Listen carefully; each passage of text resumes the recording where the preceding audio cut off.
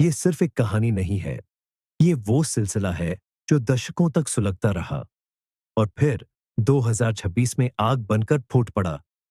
साल था 1953। तेहरान की सड़कों पर एक अजीब सी खामोशी थी, लेकिन इस खामोशी के पीछे एक तूफान पल रहा था। ईरान के प्रधानमंत्री मोहम्मद मोसद्देक, एक ऐसा नाम जिसने ब्रिटिश तेल कंपनियों को चुनौती दे दी थी। तेल जो सिर्फ एक संसाधन नहीं था, बल्कि ताकत का दूसरा नाम था। लेकिन दुनिया की बड़ी ताकतों को यह मंजूर नहीं था। और फिर इतिहास के पन्नों में एक गुप्त ऑपरेशन दर्ज हुआ। सीआईए और ब्रिटिश इंटेलिजेंस ने मिलकर एक तख्ता पलट रचा। मोसद्देक को हटा दिया गया और सत्ता वापस दे दी गई शाह को।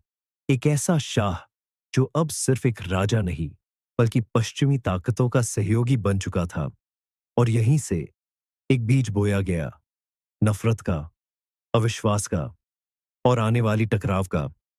साल 1979। तेहरान फिर उबल रहा था, लेकिन इस बार गुस्सा सड़कों पर था। लोगों ने शाह के खिलाफ बगावत कर दी और सत्ता आई आयतुल्लाह खुमैनी के हाथों में। एक इस्लामिक क्रांति जिसने सिर्फ ईरान को नहीं बदला, बल्कि पूरी दुनिया के साथ उसके रिश्ते बदल दिए। अमेरिका, जो कभी उसका सबसे बड़ा साथी था, अब उसका सबसे बड़ा दुश्मन बन गया।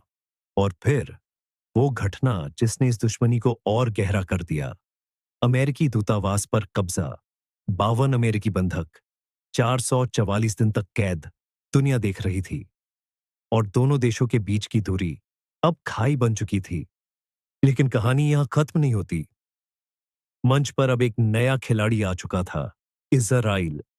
एक ऐसा देश जो खुद को चारों तरफ दुश्मनों से घिरा हुआ महसूस करता था। और ईरान अब सिर्फ अमेरिका का विरोधी नहीं था, बल्कि इजराइल के अस्तित्व के लिए भी एक खतरा बन चुका था। खासकर तब जब ईरान ने शुरू किया अपना परमाणु कार्यक्रम। क्या ये ऊर्जा के लिए था या एक हथियार के लिए? ये सवाल पूरी दुनिया के दिमाग में गूंज रहा था। 2000 के बाद का दौर ये सीधी लड़ाई नहीं थी, ये थी एक छुपी हुई जंग, एक शैडो वॉर। ईरान मध्य पूर्व में अपने प्रभाव को बढ़ा रहा था, हिजबुल्लाह, हमास जैसे समूहों के जरिए। और इस्राइल जवाब दे रहा था, secret on operations, cyber attacks, nuclear वैज्ञानिकों की रहस्यमयी हत्याएं। हर बार बिना खुले युद्ध के, लेकिन हर बार आग में घी डाल रहा था।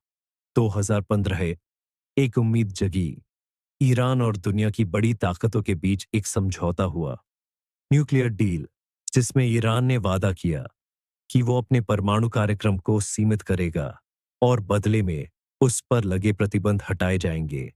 कुछ पल के लिए लगा कि शायद ये तनाव खत्म हो जाएगा, लेकिन 2018 अमेरिका ने इस डील से खुद को अलग कर लिया। प्रतिबंध वापस आ गए और पहले से ज्यादा सख्त। ईरान की अर्थव्यवस्था दबने लगी और गुस्सा फिर से बढ़ने लगा। 2020 एक और चिंगारी। ईरान के सबसे ताकतवर जनरल कासिम सुलेमानी एक अमेरिकी ड्रोन स्ट्राइक में मारे गए।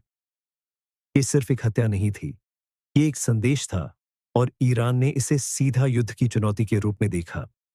मिसाइल हमले, बदले की कसम। दुनिया एक बार फिर युद्ध के कगार पर खड़ी थी। और फिर धीरे धीरे, साल दर साल, तनाव बढ़ता गया। गाजा, लेबनान, सीरिया, हर जगह टकराव के निशान दिखने लगे। ड्रोन हमले, रॉकेट हमले, साइबर जंग, सब कुछ चल रहा था, लेकिन खुली जंग अभी भी बाकी थी।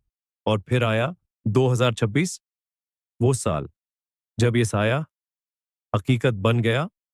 एक ऐसा हमला जिसने सारी सीमाएं तोड़ दी।